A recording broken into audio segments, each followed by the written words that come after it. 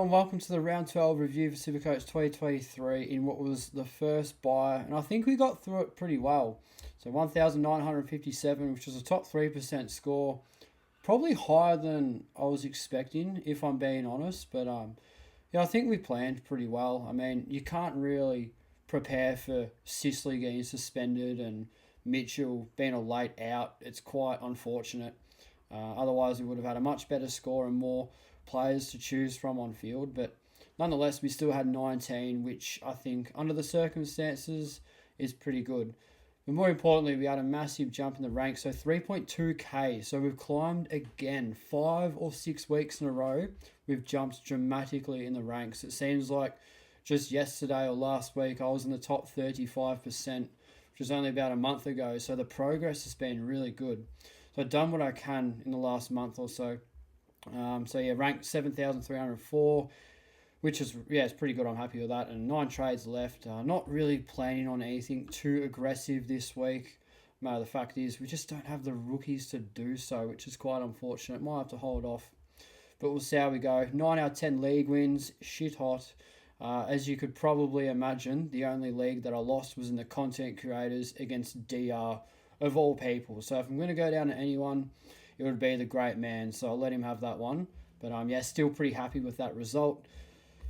So shall we dive in and have a look at the side for what is, like, let's be honest, the most friendly buy coming up, which is really good. So back six, Stewart, really solid. He's got his buy, which is fine. Dacos was the VC. Now I normally take that, but I don't know. I felt like Merrett was just so good against North Melbourne. I mean, it was a free captain. We'll talk about that shortly. But Dacos was okay. Yeah, probably should have banked it. But no regrets. We got lucky. Got greedy, got lucky type situation. And we bought in Jordan Dawson, which I'm not really happy about because I had a late change in mind. I put it all over Twitter, 50-50 basically. No, actually, I think it was about 70-30. Do I go Dawson or Ridley? So if I went Ridley, I would have banked a stack load of money and I would have been able to get Neil in this week. That was the plan. But I went through Dawson. I just thought, got a really easy run coming up. Has West Coast this week, so straight off the bat we can VC him. But I thought Ridley at his price, and I think he's got his rollback. He's that third tall. Everything's just pointing to a green flag with Riddles, and he's my favourite player, so it's hard to ignore the Essendon bias in me. But Dawson was still pretty fine. Tough conditions and does go really well at home. So, I'm backing him in. I think it's fine. I had to get him eventually. Last week he scored 120 and I was dominating all of my leagues and lost about 4 of them just because Dawson was the anti-pod. So Jack Ziebell, jeez, I am absolutely livid with this one. I think he's going to go. It's probably a bit of a panicked type decision, but 517k, I don't think he's a keeper, and I don't think his scoring is sustainable. You didn't have to come down the last shower to realise that Aaron Hall has basically killed his role, still getting kickouts, but 2 or 3 of which in last night's game were on the full, and I think he will probably lose that licence because as not a super coach, but a coach in general, Brett Ratton would absolutely hate that. And I reckon Ziebell's in a lot of trouble. He looks terrible. And I didn't even... Actually, I did get his score, actually. I think it was Eddie Ford's who I missed out on. But this is really bad. Second lowest scoring player in my team. He was a premium. So, he's got a break even of 170, I reckon. 172. I want out. I want to cash him in. And I'll trade him. You'll see later on what I'm going to be doing. But he's a liability in defence, and cash gen's hard to come by. Seamus Mitchell is a prime example of that. Was dropped a late out. Really unfortunate. Hopefully we get him this week because I'm sort of stuck with him. I'm dependent on fielding him this week because I would have loved to have traded him to Neil, but there's just no one to downgrade to that I'm comfortable. There's Faye, who was a super sub and dominated the fourth quarter, but just didn't play that much. I am not comfortable with him. Don't think he'll make much cash, but Yeah, midfield, Bonapallis, whatever. Captain Zach Merrett, workplace harassment from Liam Shields, absolutely destroyed what could have been the best game of football you would ever see. There was Butters a couple of weeks ago, there was Sicily last week, and then this week it was going to be Merrett against North. Had 17 disposals and 2 goals in the first quarter. He was on 80. It was unbelievable. And then I think 24 in the second quarter. So it was on 105 or something at halftime. Got scaled down a little bit, and then in the third quarter, -3, and then sort of pushed his way to 137. Was on 144, but champion data, whoever's running champion data is absolutely rigged, or must just be anti-biased because they must not own Zach Merrett. I don't know how that all works, but he laid a couple of tackles late when it was red time, and I actually put his score up, but then about 20 minutes after the game, I refresh it. It's 137, so very flat with that. But then again, he's the highest scoring player in my team, so if I was ever going to get a captain, it would have been on Zaka. So, yeah, really happy with that, but at the same time, a little bit flat just on what could have been because he was tagged aggressively.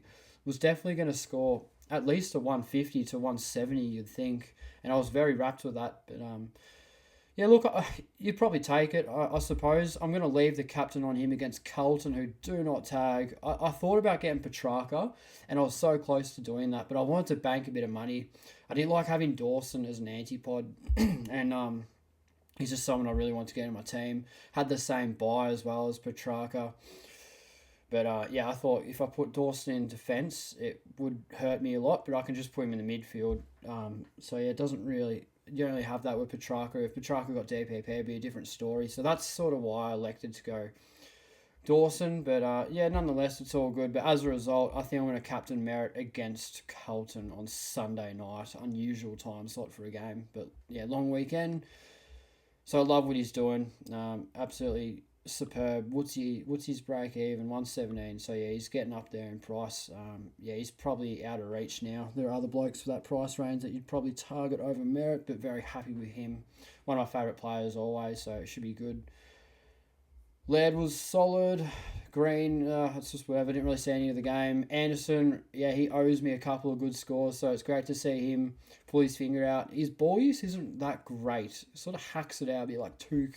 So it's a bit frustrating. It was tough conditions up there, but did very well, so happy with that. Will Day's probably a fake primo. I can't do anything about it at the moment. Bigger fish to fry, obviously.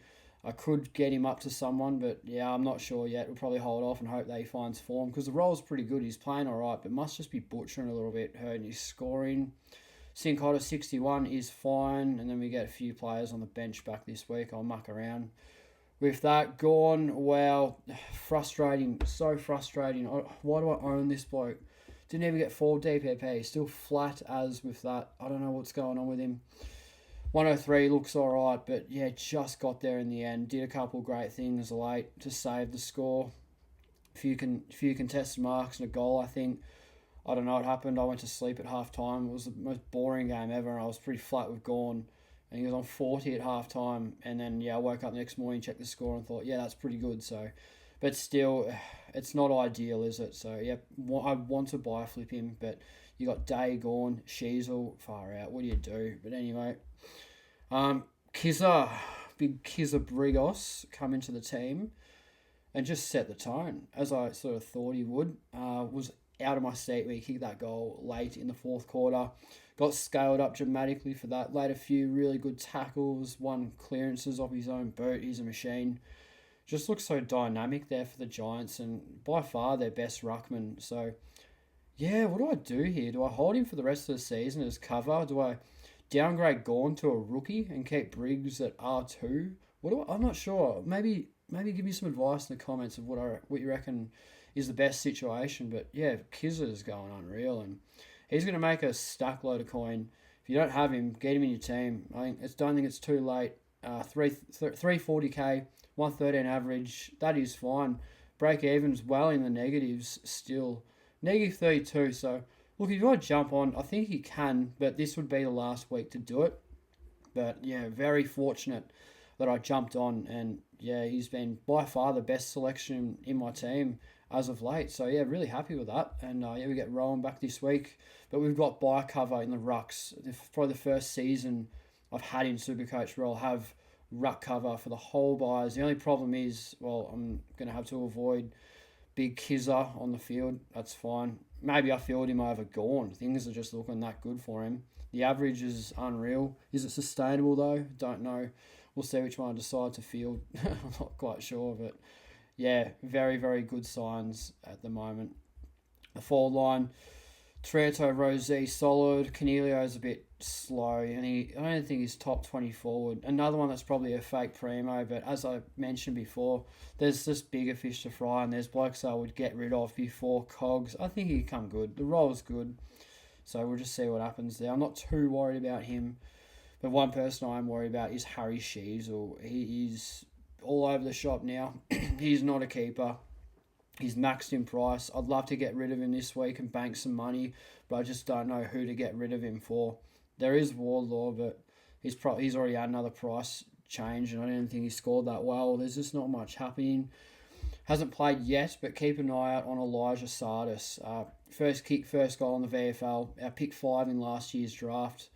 I think, no, wasn't he? Was he pick 4? 3, 4, 5? I don't know, but I know he's number 5. But yeah, unbelievable player. He'll be a handy rookie for us to downgrade to, and he'll be good cover. I expect him to play, if not this week, definitely next week. Yeah, he's a jet, and we do need the extra depth in the midfield, and I think that showed last night against North Melbourne. We definitely struggled late and just got over the line, but yeah, I don't really want to talk about that one. But as a result, I'm frustrated with Sheasel, and I want out, but I'm not going to trade him this week. I'm going to wait until he has his bye, and that's more than ideal to get rid of him then. Bailey Humphrey's looking like my new F6, maybe F5, F6, F7. I'm not really sure, but he's playing unbelievable football. He's looking more like a keeper than Harry Sheasel, so that's saying something, which is unreal. And Eddie Ford's 48 is fine. Didn't get him on field because 48 was the lowest score and it cancelled that out. So that is fine. But has killed his cash in a little bit, but should make enough money before his buy regardless. And yeah, it brings me on to my trades. And as I said before, Ziebell, I'm not having it. 517k is way too much for a player at his quality that's been producing just bullshit scores. I'm flat with it. He's dropped a lot of money, and he will be low to mid 400k, and then you'll be stuck with him, and you won't know, like, there'll be nothing to do. So I'm getting rid of him for the bloke that I should have got in this week. That's never too late. Jordan Ridley, geez, a roller coaster, isn't he? 1 minute he's in my team, 1 minute he's out. Oh, it's just crazy.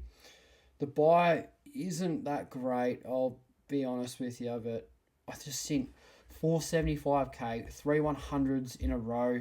Laverde's playing that lockdown. You got Laverde and Kelly who are locking down a little bit more, and then Zerk Thatcher. So his scoring is a little bit team dependent. Like if Zerk Thatcher or Laverde got injured this week, I would not jump on Ridley, not at all, no chance. But I like what I'm getting. Absolute bang for buck here. I don't think he's a top 6 defender from here on out, but I reckon he's top 8 to top 10. Like from now to round 24, I think he can be right up there. Just super consistent. And when he's got his role, he's always going to ton up, but the ceiling isn't that high. But regardless, I've got my 2 favourite players in my team, and I think that's what Supercoach is all about. So very happy with that. I still see so much value in Jordan Ridley, and he's playing against, well, the king of turnovers, in which it is Carlton. So I'm expecting a few intercepts on the G from him. So it's a good matchup, and I think he will be fine. 475k. I'd much rather have him for 415 or whatever he was, but he's still very cheap considering I want him as a primo. So yeah, we're going to go Riddles and see what happens. What's his break even? I think it's 45. So yeah, probably the last week to get him. Could jump on it the following week, but yeah, probably other players in the mix. But I just reckon he's safe as houses, and had a bit of a rough patch, but I think he'll come good. There's not really much to touch on now. I'll just get a few players off. I'll worry about that off air, but I guess I'll finish on my VC and captain. Captain will stand. We're going to VC Dawson against West Coast at Adelaide Oval. That is an easy kill. I shouldn't need Merrett, you wouldn't imagine. But Merrett against Carlton's pretty good too. Don't tag. That's about it for the video. Very short and sweet. Not much to talk about. No rookies. There's just no rookies. What are people trading in? So Neil O'Shane, he went shithouse. Like, it's unreal. 37. Far out. So he is the best rookie at 102k, but hell no. I mean, the job security is terrible. I'll have to think about it, but yeah. I like D. Cameron as cover later on in the season. I'm going to wait for after his bye to jump on him. You got your Fife, Brayshaw. Neil's a good one. I will love Neil this week, but it's impossible to get him there unless I drop Sheasel, but not out of the question. I'm not against getting Sheasel up to Neil, but at the moment, I have to go down. I'd have to go... I don't know. I'd have to go Sin Cotter down to a rookie and then Mitchell up to Neil. Otherwise, I'd do this trade. I'd use a bit of DPP magic to get. As you can see, I don't have enough money for that. I'll worry about that later. But I don't think I'm going to do much this week. Just a straight up sideways cash in. Not even a sideways. Just a cash in before Ziebell drops to mid-price territory. That's all I'm doing. I reckon if there's anyone at that price that can get to 350k, I think it's Jack Ziebell. So yeah, I want out. I like him as an anti-pod as well because yeah, he's killing my team and I'm more than comfortable not owning him. But yeah, that's about it for the video, guys. I'll do a preview if anything changes. Otherwise, I'll keep us updated on Twitter. Give us a follow at AFL SuperCoach. And hope you're having a great day. Had a good week. And as always, we'll see you guys in the next video.